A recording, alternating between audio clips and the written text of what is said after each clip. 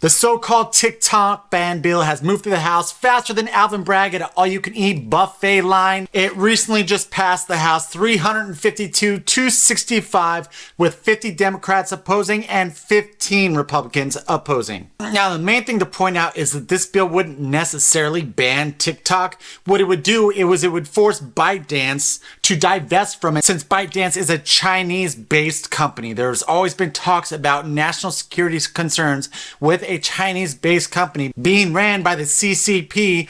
Of course, there's always concerns to that. Just coming from like an outside view, right? Not knowing any of the details of what's inside of this bill, although we have already seen it. So just taking like a broad stance on this, right? You look at it and you see what TikTok has done to our youth, what TikTok is doing with the CCP, how TikTok in the United States is so much different as opposed to the TikTok that they have in China, how it does seem like they're trying to dumb our youth here as opposed to what they're doing in China. The biggest concern, though, is that what this will entail by giving the executive branch the power to pretty much ban companies like this who are owned by entities outside of the United States. Now, before I really break into that, because Thomas Massie actually made a statement on that, we'll go into that later on in this video.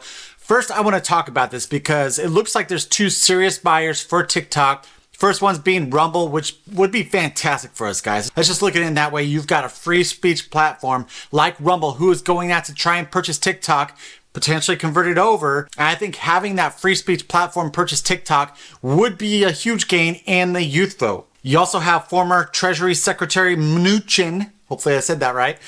He is trying to put together a group of investors to also purchase TikTok.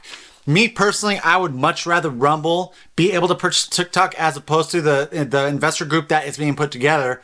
Here's my mindset. Anyone who has worked in DC, whether you're on a cabinet position, politician, doesn't matter. I don't 100% trust you. And so you have someone like Rumble, you have someone like Elon Musk who hasn't been involved in politics, purchasing up these social media platforms.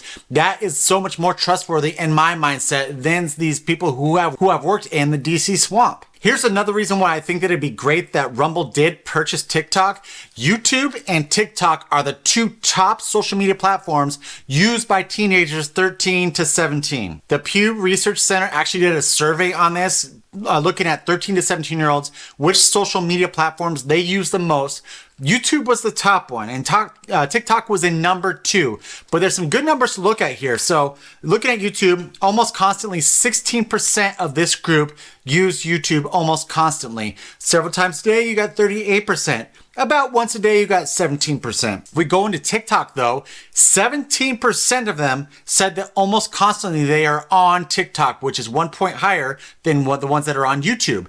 32% were on TikTok several times a day, and about 9% about once a day. It looks like that the teenagers who are using TikTok have it up on their phones almost consistently. And if we have a free speech platform who projected stuff out there that's not getting censored like it is right now, that might be a huge plus for us. The knowledge and news that we are putting out on the conservative side might get seen by a lot of these teenagers who are so frustrated with so much that is happening in this world right now. They're getting lied to all the time, pushed with all this transgender, climate agenda, all this crap. It seems like they're just looking for something outside of that, and they're not getting exposed to that because of how the Democrats have been so great about taking over the education system, put them in this bubble to safeguard them from all the real news that is out there. Now let's kind of look at the bad side of this bill. And I mean, the biggest red flag for me was Biden right off the bat before it was even passed through the House is like, yep, send it to my desk. I'm going to sign this thing. That is a huge red flag for me. It's like anything that Biden's willing to sign so aggressively. We've seen how he is not willing to move more to the center for this election coming up in November, whether it come to migration, inflation, gas prices. Biden's pretty much killing Alaska's economy with all the oil and gas leases that he is canceling. And so it just goes to show that he's really not that motivated to move more to the center for this election. So why is he's so motivated to sign this bill? That's a huge red flag for me. Let's dive into what Thomas Massie is saying about this bill, because I think he put out a great statement about the con that could potentially come from this bill. Representative Tom Massie has voiced strong opposition to the proposed TikTok ban, expressing concern over the broad powers it would grant to the executive branch, potentially setting a dangerous precedent for internet freedom. He argues that the bill, while ostensibly aimed at banning TikTok, could extend far beyond a single app, granting the president the authority to ban entire websites.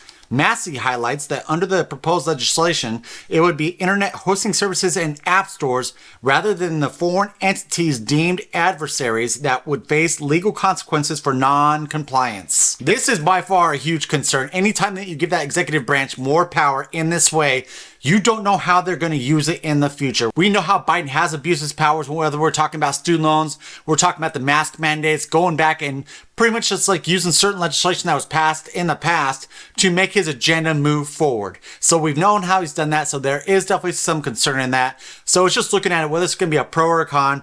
Awesome if Rumble is able to purchase this, because it does look like it's going to end up passing the Senate as well too. If Biden is so willingly to sign it, I'm sure that the Senate will just cruise right through.